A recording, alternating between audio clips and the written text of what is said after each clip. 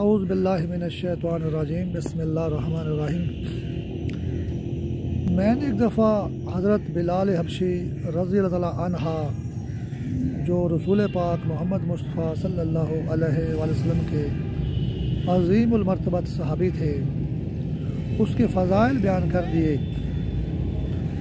कि हज़रत बिलाल हबशी ने अगर फ़जर की अज़ान नहीं दी तो सूरज तलू ना हुआ। फिर एतराज़ करने वालों ने हज़रत बिलाल हबशी की और रसूल पाक मोहम्मद मुस्तफ़ा सल्लल्लाहु अलैहि वसल्लम की, वो भी पास बैठने वाले सहाबी थे, उन्होंने माफ़िया मांगी या कि अपने कहने पे नादम हुए कि क्योंकि वो इतराज़ किया करते थे कि भाई हज़रत बिलाल हबशी का रंग काला है और इसकी ज़बान चिछरी है, इसको अज़ान देनी नहीं आती। अशहदु अन ला इलाहा इल्लल्लाह को अशहदु अन ला इलाहा इल्लल्लाह कहता है। तो प्यारे नबी ने सल्लल्लाहु अलैहि वसल्लम ने फरमाया कि चलो नहीं देगा अज़ान ये, लेकिन सूरज तलू नहीं हुआ। नबी पाक के एक सहाबी ने, बिलाल हबशी की इतना रुतबा है कि वो अगर अज़ान नहीं देता तो सूरज रुक जाता है, दिन नहीं होता।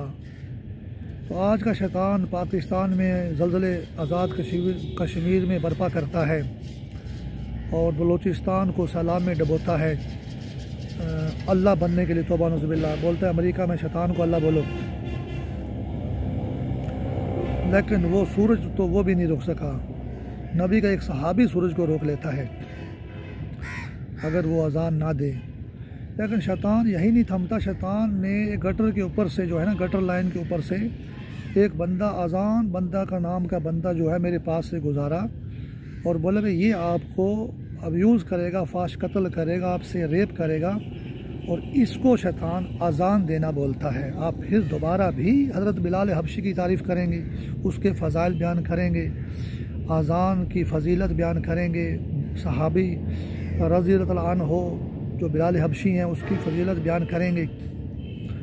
तो अगर आप करेंगे तो आपकी औकात यह है कि गटर के ऊपर से जो बंदा अज़ान गुज़र रहा है ये आपको रेप करेगा, तो इसको अज़ान बोलते हैं। तौबा नौज़ुबिल्लाह, ये शैतान का मरदूद ख्याल अमेरिका में है। और चीन की कम्युनिस्ट पार्टी में जो वो अज़ान दिलवाता है उसका मतलब भी यही है कि चीन जो है कोई भी कम्युनिस्ट जो है वो रेप करता है, फिर वो बंदा अज़ान देता है और फिर वो दूसरे मुसलमानों से रेप करता है। ये तू ओनू चंड मार, फिर तू अगे चंड मारी, वो फिर अगे चंड मारेगा। तो ये इतना दुश्मन है शैतान। लेकिन सूरज से हम अल्लाह से दुआ करते हैं कि आज के दौर में शैतान बहुत आगे गुजर गया है और बिलाल हबशी का वो इतना दुश्मन है।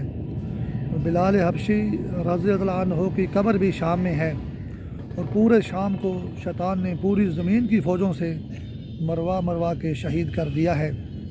तो चीन की कम्युनिस्ट पार्टी में अज़ान हो रही है। जो मुसलमान नमाज़ पढ़ने वाले हैं उनकी 3000 मस्जिदों को सिंकियांग में ताले लगे हुए हैं और कम्युनिस्ट पार्टी के अंदर शैतान अज़ान का एहतमाम करवाता है। क्या कम्युनिस्ट पार्टी वाले नमाज़ पढ़ेंगे? आप ज़रा सोचें इस बात पे। हो सकता है कोई और उसने कैसा सिस्टम बनाया हो कि नमाज अज़ान देने का, एक मुसलमानों को धोखा देने के लिए। लेकिन शैतान का मकसद ये है कि भाई वो नमाज की दुश्मनी में अज़ान दिलवा रहा है।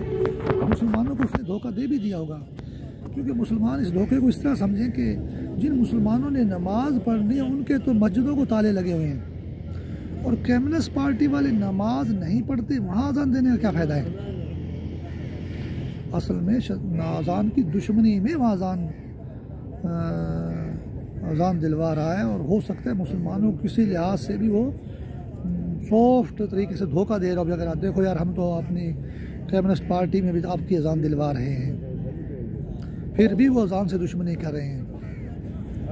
तो चीन का 16 किलोमीटर का फानूस जो कायद कब्र पर लगा हुआ है, 10 नंबर लाल आग बंद करना, वो कायद कब्र में दाखिल हो सकता है। और कायद आज़म 1949 और लियाकत अली खान 1949 में शहीद हुआ और जापानी वज़ीर आज़म 50 नंबर 1950 कुलिया के तहत मारा गया। वो भी लियाकत अली खान की कब्र में दाखिल 10 नंबर लाल अबलिस आग के मुताबिक दाखिल नहीं हो सकता।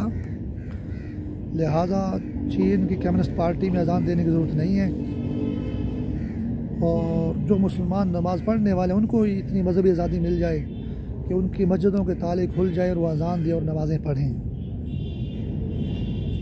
और बिलाल हबशी ने अगर अजान नहीं दी थी तो सूरज वाकई रुक गया था, फजर ही नहीं हुई थी, सूरज निकला ही नहीं था, सुबह ही नहीं हुई थी।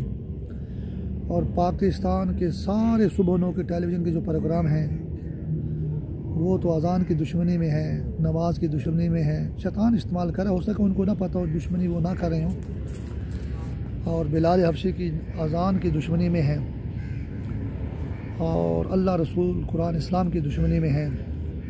ये सारे फहाशत के ऐसे हैं कि मैं एक कटर की लाइन से ऊपर गुजरा था, अजान नाम का बंदा मेरे पास से गुजारा कि ये आपको रेप करेगा और आपको अजान समझा देगा अजान कैसे दी जाती है।